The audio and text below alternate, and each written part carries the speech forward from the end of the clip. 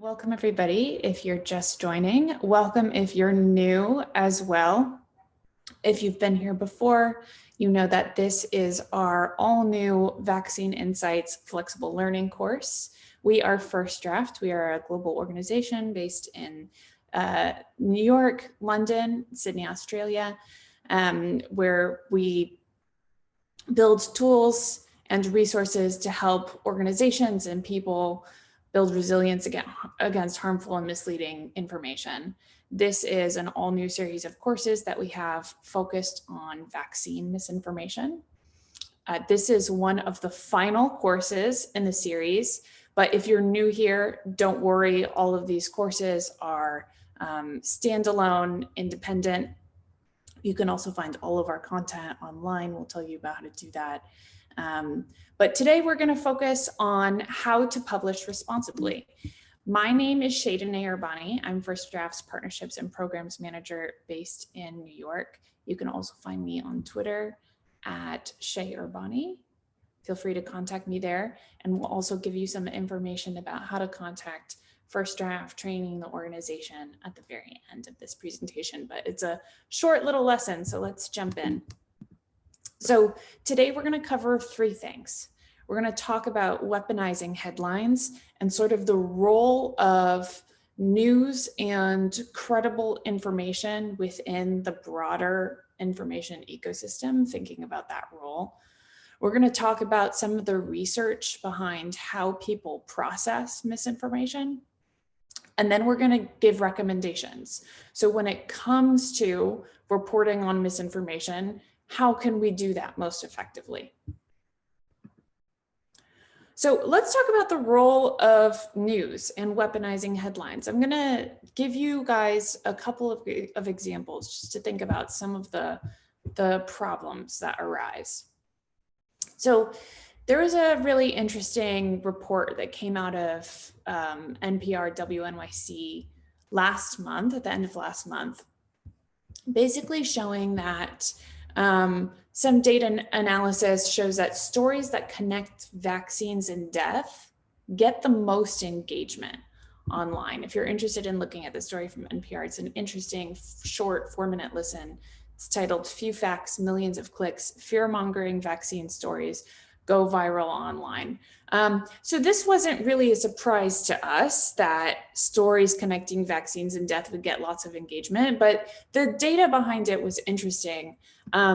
And this particular bit was interesting as well. So this story came out of a conversation with some researchers who looked at data from NewsWhip, which is a service that you can use to analyze which websites across the internet are picking up the most engagement.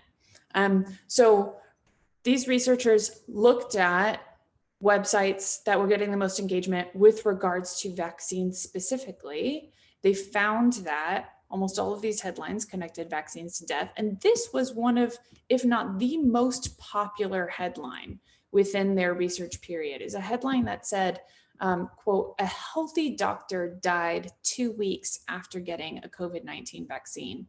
CDC is investigating why."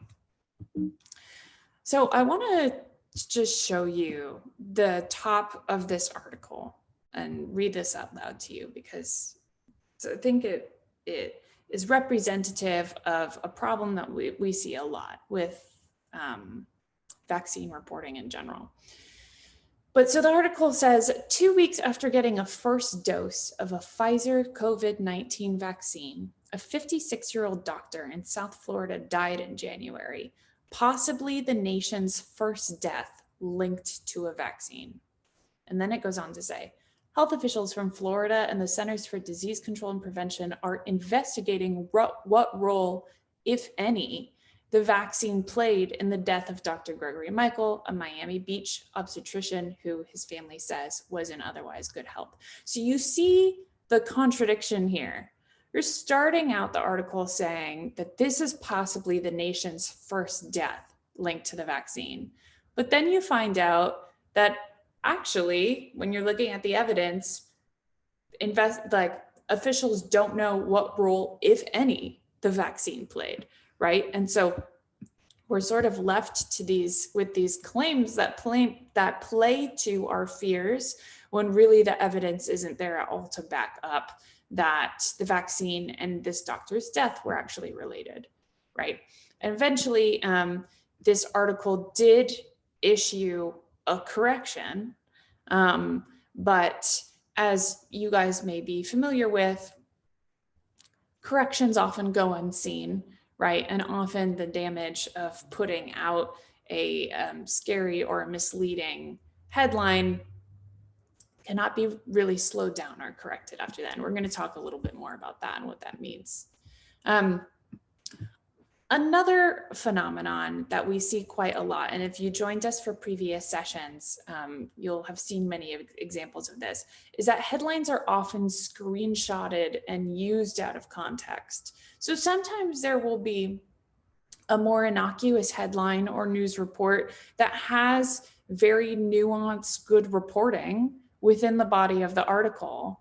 But because we live in this world now where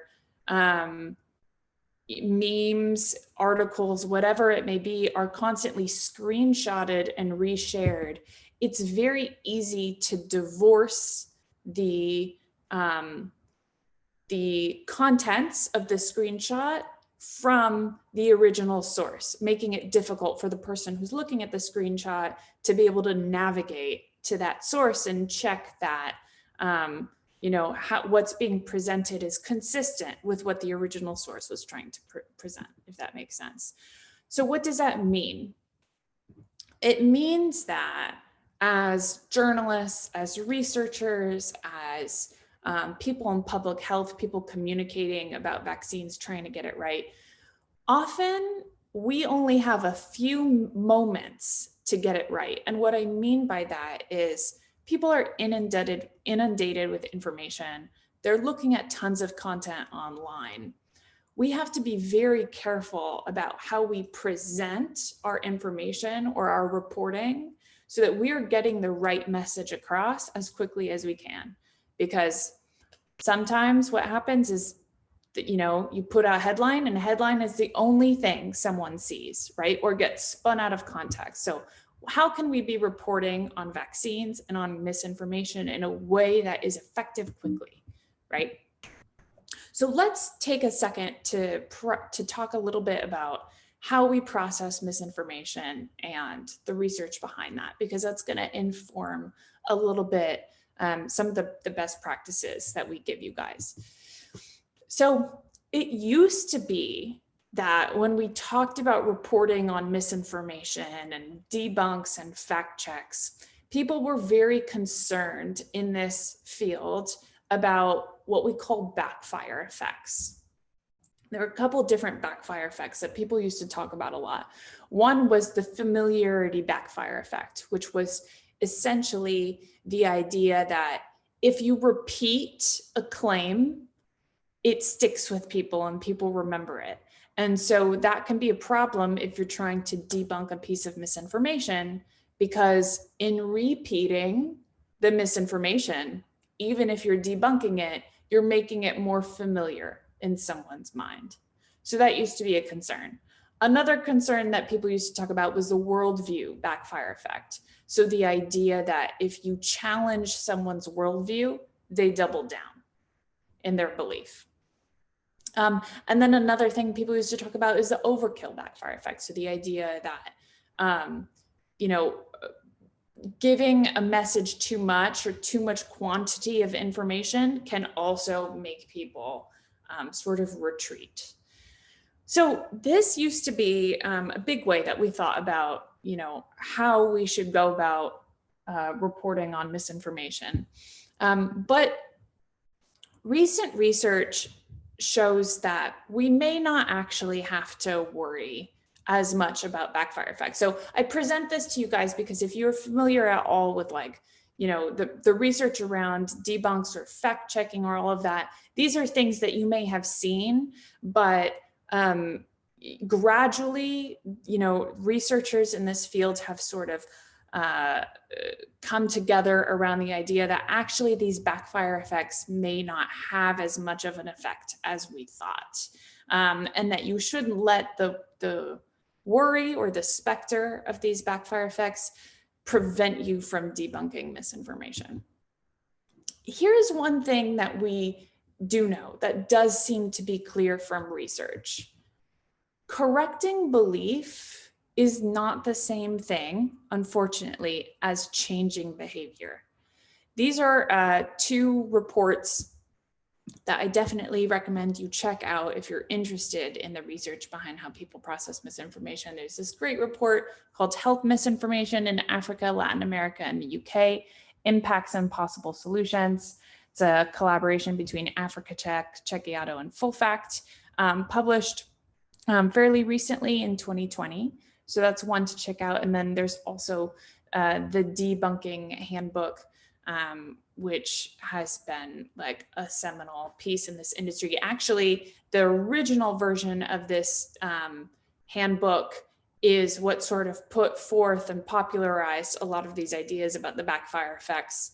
And the researchers, John Cook and Lewandowski, came back with new updated research, updated recommendations. It's a collaboration between a lot of different interesting folks. So I definitely recommend checking that out. But back to this idea that correcting belief is not the same as changing behavior.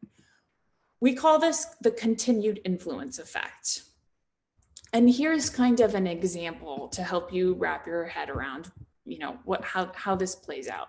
So say that you find out that your mom got food poisoning from a restaurant. You went to a restaurant together, she didn't feel well. You found out that she had food poisoning, like, oh no, like what did this restaurant do to my mom, right? Then say later you find out that this isn't true. Maybe it wasn't food poisoning at all. Maybe your mom had the stomach flu, or she had a migraine and so she threw up because of the migraine, right? Some other reason for her symptoms. What you may find is that you continue to avoid the restaurant that you went to, even though you learned that the restaurant and the food didn't actually play a role in your mom's symptoms.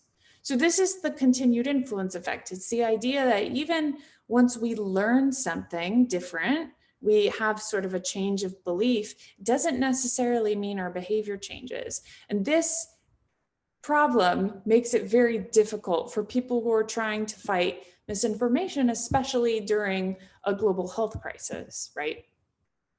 So what do we do? What kind of recommendations do we have? How can we talk about misinformation? How can we correct misleading information about vaccines in a way that's going to be effective? So here are some of the sort of top tips that many great organizations in our field have sort of coalesced around in order to do reporting effectively. So the first recommendation is to focus on the facts. So when you're writing about misinformation or, presenting or doing, video reporting, whatever it may be, whatever format it may be, if you're talking about misinformation, try to lead with the truth. This gives you an opportunity to frame the information sort of on your own terms. It also allows you to put forward an explanation of the truth as the sort of the primary thing that you do. So going back to that idea of screenshotting headlines, right? And this idea that you only have a few moments to grab someone's attention. If your headline, for example, is doing a lot of legwork in that you are stating what the truth is, maybe providing a little bit of context, then if someone sees that headline out of context, they're going to get the most important information, right? Versus if you write an article and have a headline where your headline is something like, myth, only seniors get the vaccine, right? I'm sure you've seen examples of this. That can work for some people, but what it doesn't do is it doesn't provide people with the correct information right away, right? So the idea behind this is, in this fast-moving information landscape, we're trying to get people the correct information right away. And the other side of that is to warn readers before repeating falsehoods. So here's just a little example. This is an example from Medical News Today. They have this little list, basically, of COVID myths, and then they explain the truth beneath each one. So you can see this one says spraying chlorine or alcohol on skin kills viruses in the body. And then they have an explanation. Only older adults and young people are at risk. And then they have an explanation. What could make this stronger, right, from a visual perspective at least, is that the bold, large text in this article is actually false information, right? Only older adults and young people are at risk. We know that's not true, right? And obviously, if you're reading this carefully, you know that they're presenting that as a myth, right? But the danger of making false information, the information that stands out, is that you risk not getting across that correct information if that then gets pulled out of context online or on social media, right? So number 2, and this one is really important, provide an alternative explanation. Avoid simple retractions like this is not true. Alternative explanations help fill causal gaps. So causal gap is basically the idea that when you tell someone that a belief they have is not true, they go, okay, what's the explanation then, right? One of the interesting points that Cook and Lewandowski make in the debunking handbook is that misinformation is sticky, right? So a lot of the power of misinformation is that it provides a really simple, clear, concise, compelling explanation for why the world is the way it is, right? And so if you're going to take that away from someone, if you want your explanation to be sticky, you need to provide them something to fill in the gaps, right? You can't just say that's not true. You have to provide the alternative explanation, right? And that's going to make your writing or reporting more effective. So here are 2 great examples of that. One on the left is from the Australian Competition and Consumer Commission. The rest is from Anchorage Daily News in Alaska. And on the left, you can see they have a list of current COVID-19 coronavirus scams. So what's helpful about what they're doing here is they've created this list of scams, right, that are related to COVID, so that people can look at this list and go, oh, this isn't true, this thing that I saw, because it's a scam, because someone is trying to profit off of me, right? Or get something out of my, foolishness, right? On the right-hand side, we have this article that says, major funder of anti-vaccine movement makes millions selling natural health products. So what's great about this article is that it doesn't just say, oh, this anti-vaccine content is not true. You shouldn't believe it. It's misleading.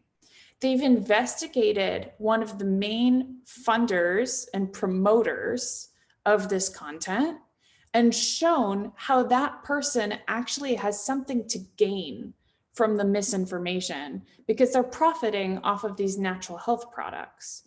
So that's really compelling, right? Because it provides you with a very clear, compelling alternative explanation for why you were seeing misinformation in the first place. Number 3 is keep it simple, but not too simple. So, one thing that we've talked about a lot in the last pandemic, and I'm sure everyone can relate, is this concept of being overwhelmed by the information. We call this kind of like the infodemic. Being overwhelmed with the amount of COVID information online. And how it's contradictory, and how there's so much of it, and how do you parse it, right? How do you sort through the fog? And this is important for when we're writing and reporting about misinformation, because one of the things that is often true is that the truth is often more nuanced than the rumor, right? And so, one pitfall that we often fall into in this field when we're trying to write debunks of misinformation or just correct the record is that in trying to write about the truth, you end up really getting into the weeds of the details, right? And it's not as simple and perfect of a picture as the misinformation. And providing that detail is important for earning trust, because if you don't provide that detail, then what you're doing is you're just relying on the audience to trust you as a verified source of information, right? And that's great for people who have that trust in your institution, whether you're a university or you're a media outlet or whatever it may be. That's great for those people. But as we know, there's a lot of mistrust in media and elite institutions. And so when you do debunks or reporting on misinformation that don't provide that detail, you haven't earned that trust. At the same time, the nuance can be overwhelming. So it's important to strike a balance. A great way to do this often is powerful visuals, right? So here's just a nice little one that we saw sort of explaining the merits of social distancing, right? As like a public health and safety tactic. And it shows you really clearly how one person refraining from going out to the cafe or choosing to work from home can have a huge exponential effect on society, right? Next, thinking about conspiracy theories especially, but in general, understanding the root concern of a piece of misinformation. So we talked a lot about this in the beginning when we did our sessions on vaccine hesitancy case studies from around the world and trust in vaccines. Right. So if you want to look back at that, you can find that on our YouTube channel, I believe. We have all these recorded. But we talk a lot about how even with the craziest sounding conspiracy theories, there is usually either a kernel of truth or at least a problem that is reasonable, that someone is concerned about. Right? There's usually some kind of root concern that we can all relate to, right? So you can have headlines like this that sort of use this incendiary, condescending language about, conspiracy theories or whatever it may be. You can see words like dumb and absolutely insane, bizarre conspiracy theory, right? And this may work on some people. But what it doesn't do is build trust with those people who do believe in those conspiracy theories, right? So we're always trying to help journalists and communicators be able to, figure out what those root concerns are that are powering the misinformation, because that's going to make your communicating more effective. And yeah, legitimate concerns do exist, right? So this is an example from the City of London police. They put out this messaging that said, "Do you know this man? Police appeal for information after elderly woman administered with fake COVID-19 vaccine at own home and told to pay £160. So point being that crazy things do happen. And I'm not sure if this is in the UK, but in the US, there actually are in-home vaccinations. So it's actually not unreasonable for someone to be duped in the US, at least, by someone who's administering in-home vaccinations. They offer that as a service for seniors. Now, that may not be true in the UK,